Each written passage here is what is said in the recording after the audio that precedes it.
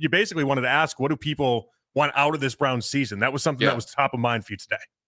Yeah, I want to know what fans want from this Browns season. What matters to them from this Browns season? Yeah, so it's hard it because feels like a gap year to me. Well, and so we've been kind of calling it like you're taking your poison pill. Okay. In many ways, right? Like this is the year that you're just kind of you said gap year. I think it's a good way to term and use it. But I don't want to look at it as if we can't find things out with the rookies. Like I don't want to look at it like Harold Fannin and whether or not he eventually replaces David Njoku isn't a storyline.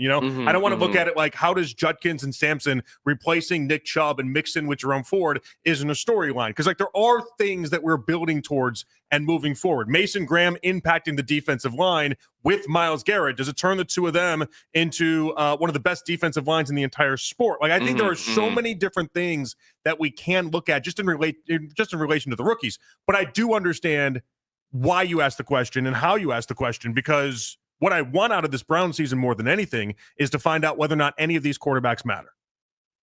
And how do you do that? You have to play them.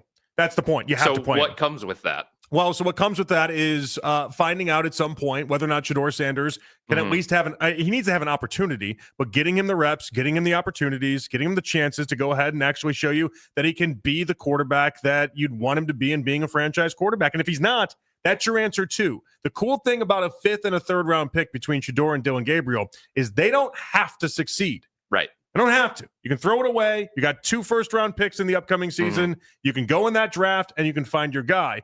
But not giving them an opportunity to at least find that out, that's where I think the mistake is. And in particular, Shedeur more than Dillon Gabriel. So the other thing that comes with that plan, and I agree with you, I think that's a big part of what this season is about for the Browns. It's a big part of what this season should be about for the Browns.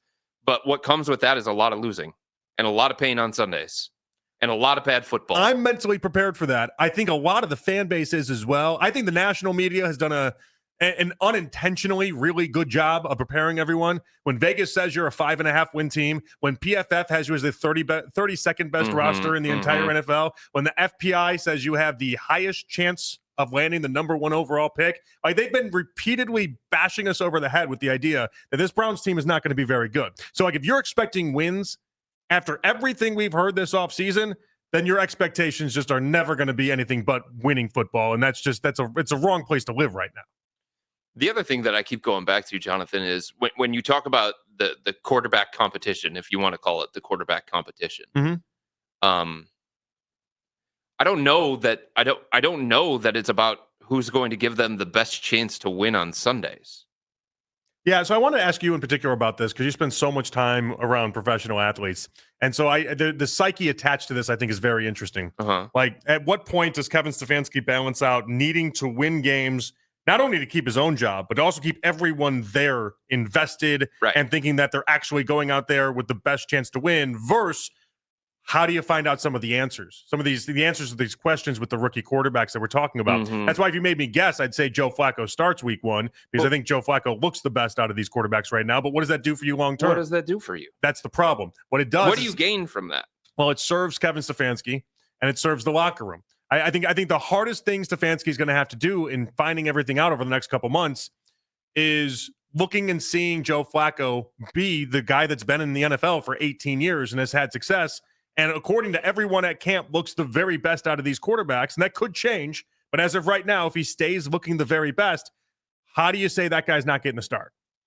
I think the hard thing about having Kevin Stefanski as the coach and the mix of players that the Browns have is that not everybody will come to an agreement about what's best for the Browns. I think there are people inside the organization that are looking at it saying, what's best for me? And I think Kevin's one of those people. If he's doing what's best for the Browns, that's not Joe Flacco week 1. Is it? Well, I think it is if you're just trying to win as many games as you possibly can. Is that the goal? Is that the franchise goal? No, it's not. Should that be? They're in conflict with each other, and that's part of what makes this story so hard, and part of what makes the direction so hard. But Stefanski does have to win games. You enter the 3-win season. I don't know how you escape this. Now, I always maintain that Stefanski, you're going to look at this as a 2-pronged approach. You have Flacco out there to take the early beating because the early part of the season is so difficult. You're not going to be favored if it's Joe Flacco or Jesus Christ against half of these matchups, okay? You're not. You're taking on Joe Burrow, Lamar Jackson, Jordan Love. You have all these great quarterbacks early on. And like the easy part of the schedule is week 6 against Aaron Rodgers. Thanks. That's the easy part. Right. Taking on the Steelers. Okay, fine. A little bit of a reprieve week 6. Yeesh. So it's really hard early on. I think the trick that he's going to have to try to pull off here is I think he'll have Joe Flacco take the brunt of it early, and then it'll be my break glass in case of an emergency plan. That's Shedeur Sanders. And that's where we can start to actually. Shedeur? Yeah, I think it's going to be Shedeur out of the gate after Joe. Joe's going to take the beating to begin with, and then Shedeur is going to come in there, and he's going to have him at when the schedule gets a little bit easier, and that's where Stefanski can showcase this is where my value is. I've gotten Shedeur to a spot. You start winning games, and then you're off to the races. There's nobody in that organization that likes Shedeur more than they like Dillon Gabriel. Yes, there is. His name is Jimmy Haslam. Okay. Fair. There's one person in that organization the most important who is person. known for making terrible decisions. The most important that person. may like Shedeur and all of the marketability and all of the ticket sales and all of the jersey sales. But the Browns told you on draft night that they preferred Dillon Gabriel. Yeah, but that doesn't have to be more. That doesn't have to be the story by the time we get to actual games What's going being to played. change the math? Well, Shedeur being a better football player is going to change the math. How are you going to prove that? Day in, day out, the way that he's already started to in the mini camps and everything else that we're going to see. He's going to. Shedeur is a better reps. Those opportunities are going to continue to shrink as this summer progresses and games get closer. The opportunities for Shedeur are going to shrink. He's the 4th quarterback on the depth chart.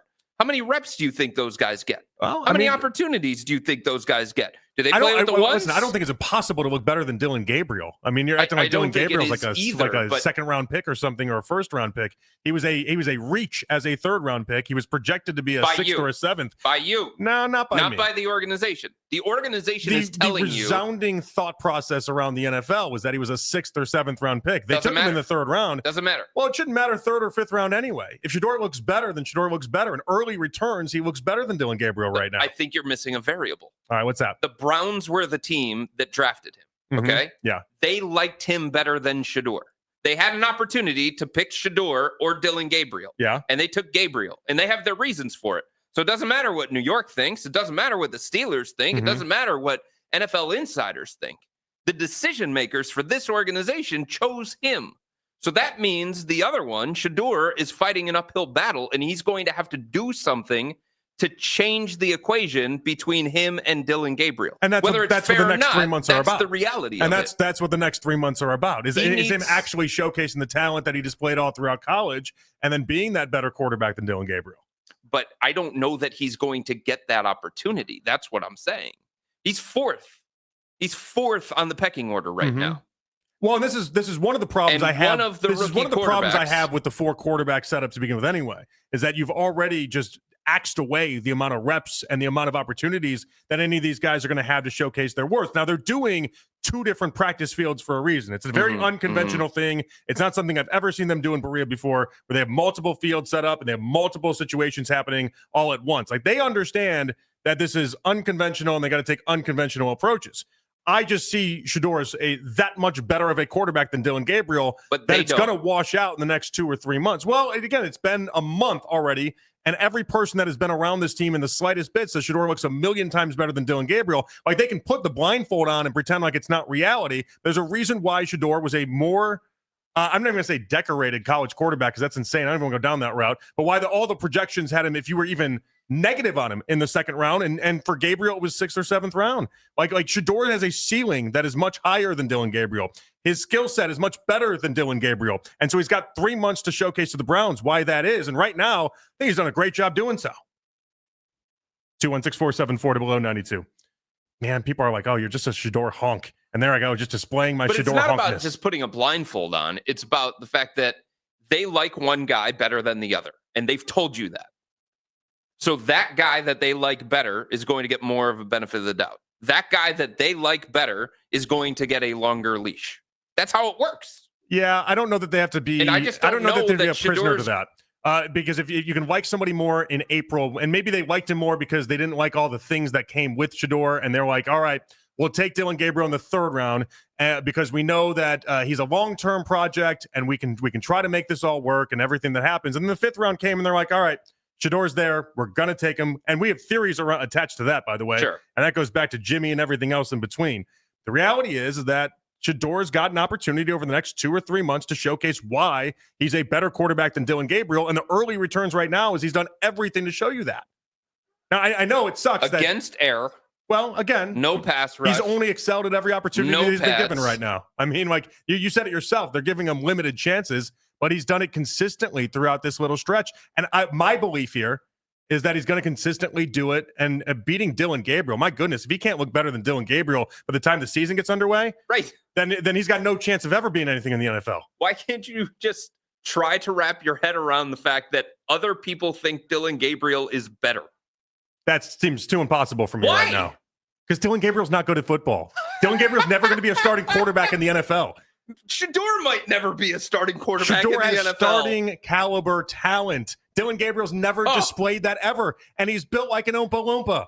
You want a 5'9" quarterback out there, Chris? How many? Sorry, you must be this tall to ride the ride. Okay, I don't need to start a 5'9" quarterback out there, Chris. I did that years ago with Russell Wilson. It turned out 216-474-0092. The only example in NFL history. Keep going back to that one. All right, what did Jason Lloyd say about this? What do people want out of this Browns season more in particular? And am I just that crazy that Shedeur Sanders can't beat out Dillon Gabriel? Come on, can't even say it with a straight face. It's crazy that you're ignoring the guy who was drafted 2 rounds earlier that this organization clearly likes more. No, I don't care that he was taken 2 rounds before. That's the part of the story, because I want the better football player. The better football player wasn't taken 2 rounds earlier. The better football player was taken in the 5th round. That's where we have to just take the round that they were taken and just throw it out the window. No, you don't. Yes, we do. No, those things matter. There's a reason why he went 5th round. Well, the reason why he went to the 5th round, you see, I feel like it's almost just a disingenuous argument. The reason why he went to the 5th round was not football reasons. I think if you think they were football reasons, I think there were some there. You think they were all football reasons why he went to the 5th round? No, there's never an all or nothing type situation. I think football played into it, though. You have to admit that not everybody in this world sees him as a first-round talent. No, and that's okay. But even if you didn't see him as a first-round talent, the large majority at least saw him as a second-round talent. And there's not anybody out there the Browns are the only people that, and I don't even know that they actually felt this way, all things considered. Yes, the draft results tell you that they liked Dillon Gabriel more than Shedeur Sanders. That's just because they didn't like the things that came with Shedeur Sanders. And oh, by the way, what does he spend a month doing? Disproving all of those things. Where do you think he's been a model citizen? He has been the consummate teammate. Guys like Greg Newsome are going to bat for him on the NFL Network. Like, I can't find a person to say a bad word about the guy now. First depth chart comes out. Where's Shedeur? I don't care about the depth chart. Okay. The depth chart doesn't dictate who's going to play once Joe Flacco goes down in week 6 or week 7 and things start to spiral. Of course it does. You think Dillon Gabriel is going to have an opportunity before Shedeur Sanders? Yes. I think they'll give their 3rd round pick, the guy that they like more, an opportunity before the 5th round pick, who's 4th on the depth chart. Yes, I do. No, you're giving him the 5th round designation while just accounting for very, very little of what happened throughout the whole draft process and how all the interviews went horribly. He seemed like a diva. He seemed like it was going to be all the reports out there from Mike Florio that if you drafted Shedeur Sanders, you were writing your own pink slip as a head coach because Dion was right there behind you. Like, there was so much commotion and so many things that were attached to it. But you're living in la la land if you think that Shedeur Sanders isn't a better football player than Dillon Gabriel. Well, I don't think it's as clear cut as you believe it is, and I don't think the Browns view it the same way. That's all I'm saying. We're gonna have to have a time will tell on this one. But I almost feel like what can I? I'm not going to do a one-sided bet where I just give you things if this doesn't work out. I've been caught. I've done that a couple times in life. That doesn't work out at all. I don't want to do a stupid burger bet either because here's the other thing. Yeah. When it comes to Shedeur and it comes to Gabriel and Kenny Pickett and Joe Flacco, that the things that Shedeur would need to show to change the mind of the decision makers in this organization. Okay, which, by the way, should not be much considering you're beating out Kenny Pickett and Dillon Gabriel. I'll remind you, Kenny Pickett and Dillon Gabriel, but go ahead.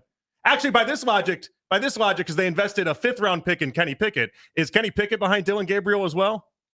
No, I think Kenny Pickett, because he has actual starting experience in the NFL, and he also has upside attached to him because of his age. Okay, I wasn't sure if it was just the round invested was the only thing that mattered in this equation. No, not at all. Okay, because it sounds like that's what you think. No, when you're talking about 2 rookie quarterbacks drafted in the same class by the same organization, yes, that matters. But when it comes to Kenny Pickett, I think there's enough belief in maybe he didn't get the shot that he should have gotten in a different place. And what does it look like in our system with our coaching staff surrounded by our talent? I think he's the best combination of the 2 things, upside and enough experience, that he should start week 1. Kenny Pickett should? Yes. Yes. Ooh. Because there's actually upside attached to him. All right. You can admit that, right? Well, so the argument for the upside, I'm going to make your argument for you. I just said it. Well, you said there was upside. New system, new coaching staff, different surroundings. The bet would have to be that what happened in Pittsburgh is because Pittsburgh sucks at quarterbacks. That would have to be the bet. And they had a terrible offense with a terrible offensive coordinator. That would have to be the bet. Now, fortunately for you, I've watched Kenny Pickett play football. It doesn't matter what offense is in. The man cannot play football. So unfortunately for you, I have eyeballs, and I saw him play football. He can't do it. Kevin Stefanski got P.J. Walker to win football games. Okay? He won the game against Seattle. He won the game against San Francisco, too, right? So that was a San Francisco game? All I'm saying is this is a quarterback guy. If there's something that you can say about Kevin Stefanski, for all of his flaws, he finds a way in his system to help quarterbacks look better. The other guy that Pittsburgh had, their offensive coordinator. Yeah, Matt Canada. Yeah. He finds a way to make everybody on the offense look worse than what they should be. If I was making a case for Kenny Pickett, and I just don't think he's good at football, but I've tried I've tried making cases for him in the past. The case I make is things like what Aditi says and what some of the people around the NFL will tell you. And Matt Canada didn't know what he was doing necessarily. Right. Steelers quarterbacks, it's a run-focused offense more than it's a pass-focused offense. And really, he was dead on arrival when he came to Pittsburgh. Now, I think it's a lofty bet, and it's one that I personally wouldn't attach myself to if I was Kevin Stefanski. But if they go with Kenny Pickett into Dillon Gabriel as your 1 and then 2, I will be gobsmacked.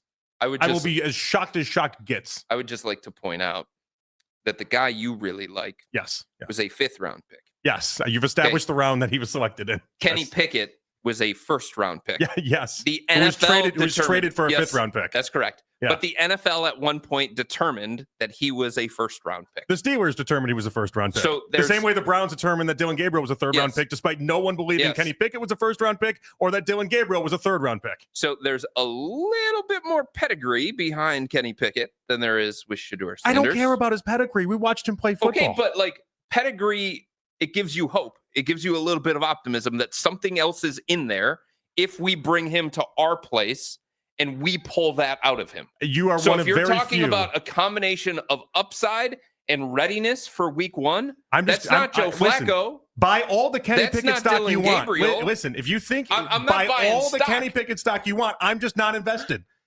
That's not my market that I'm investing in right now. I've got 4 options, and I'm trying to choose the best of bad options. That's the situation that the Browns are in, right? So I'm trying to figure out what's important to them this year. Yeah. Kenny Pickett is somebody who has upside because of all the things that we talked about, and he has a level of readiness to play NFL quarterback in a way that Shedeur does not, in a way that Dillon Gabriel does not. So there might still be something to pull out of him in a way that there isn't with Joe Flacco. Joe Flacco is who he is. That's not going to change. There might. And so what happens the following year with Kenny Pickett as he's a free agent after the season? Because you didn't pick up his 5th-year option. If he plays poorly, then who cares? Yeah, but the goal and why you'd play him is to have him play really good football, I would imagine. So he plays really good football. And if he plays really good football. Well, let's say he plays average football. What are you doing with him then? Then he leaves. That's not good enough. And then we'd establish nothing with Shedeur Sanders and nothing with Dillon Gabriel. I'm and not we saying accomplish he's nothing. going to be the starter week 1 and keep the whole job. We end up winning 6 or 7 or 8 games. And so it loses our value. You got to pick a lane at some point. Are we trying to get a top draft pick, or are we trying to be a playoff team here? What are you trying to do? Because if you win 6 or 7 games and you don't have a quarterback at the end of the season, that is a wasted season. That's a bad season for the Browns. I'm not saying you play them all 17 if games. Kenny Pickett wins 7 or 8 games and looks average and then leaves after this season, because again, his contract's set up that way, that is the worst situation that we've been. Because all we did was establish value for Kenny Pickett. Why do I care about Kenny Pickett's value? Because you don't. But you're right. What you're trying to figure out is if there's something more in there from a former first-round pick. In our system, with our quarterback guru, with all of these guys that are surrounding him, that is a different situation than what he was in Pittsburgh. Why am I finding that out? If you said he's going and he's gone in an average season, he's gone after the year anyway. That's right. So why am I worried about that? So if he plays 5 or 6 games, and then he loses our draft capital in the process, what if he doesn't? Well, then okay. There's no downside to playing Kenny Pickett. None. There is downside if he does exactly what you described. If he looks moderately good, or if he looks and then average, gone. Like at least then you bench him. At least with Shedeur, or at least even Dillon Gabriel. If Dillon Gabriel looks average, but he isn't up to the standard that you want him to be, then at least you're like, all right, I got my backup quarterback to Arch Manning or whoever else you want to draft. Like at least you've established something with a rookie that you have under contract control. Right. But Dillon Gabriel's not ready to start week 1. Dillon Gabriel's not ready for anything in my mind. But you've debated me that he's debated that your third-round pick. Again, I'm not starting Shedeur Sanders week 1 anyway. I'm starting Joe Flacco into Shedeur Sanders. Yeah, so instead, start Kenny Pickett instead of Joe Flacco. That's what I'm saying. Start Kenny Pickett week 1. Okay. And if you have something different than what the NFL has determined that he is, if you have some upside and he shows that, then you continue to go with him. But if he just plays average football or bad football, then you bench him in week 6 or week 7 and you go to Dillon Gabriel. Okay, good. So at least you're willing to say after week 6 or week 7, but average football, then you've got to hit the eject button. Yes, of course. Because at some point you got to figure out what these rookies have. Of course. But and so then if he's awesome. But if he plays good football or great football and he helps you consistently win games, then maybe possibly there still is that former first-round pick in there, and maybe possibly you have something more than what you thought coming into this. And then we got to set ourselves up to potentially pay him $35 or $40 million. I don't think he's going to play himself into, Brock Purdy money. I don't know what he's playing himself into with what you described. But if he does play himself into it's not a bad problem. It's just then you got $90 million in the quarterback room set up, but you got your quarterback. All I want this year is to find out and actually get a quarterback for years to come, or to find out that your quarterbacks stink and you have to go through the draft. That's what this season is. Like the question is, what do people want out of this Browns season? The answer is finding out what you have with these quarterbacks. Yeah, and what if he's the next Sam Darnold?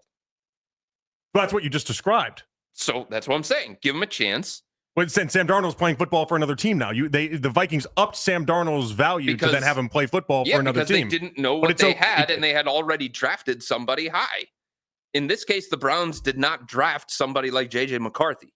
They did not. No one's denying that. They used the 3rd-round pick and a 5th-round pick on quarterbacks. No one's denying that. So what do you have to lose by starting Kenny Pickett? There might still be the former first-round quarterback in there somewhere.